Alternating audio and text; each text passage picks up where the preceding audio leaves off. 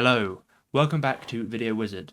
Today I'm going to show you how to remove background noise in Adobe Premiere Pro. Okay, so I have this audio clip here and let me quickly play it for you. This is me talking over background noise. As you can hear, loads of background noise. Okay, so how do we go about getting rid of that? So head over into the effects panel and you can type denoise, or you can go into audio effects, noise reduction / restoration, and type and get denoise there. Drag it onto your audio clip. I will unmute this as well. Then select your audio clip, head up into effect controls.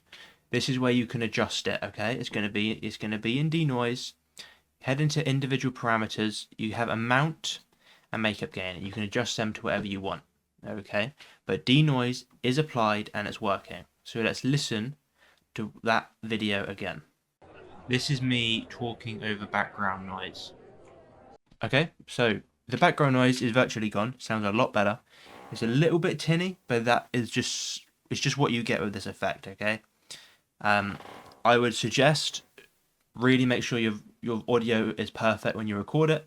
But if you really need to remove it, this is how you do it. Thank you very much for watching. Have a great rest of your day.